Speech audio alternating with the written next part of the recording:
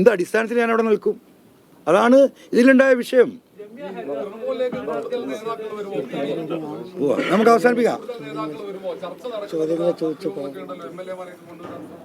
അതൊക്കെ നമുക്ക് പിന്നെ പറയാം. ബംഗാളി ഒരു അധ്യാപകനെ അന്വേഷിക്കാൻ വേണ്ടി പറഞ്ഞിട്ടുണ്ട്.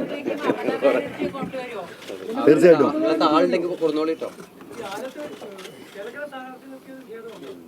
ഒരു ഖേദമില്ല ഒന്നില്ല.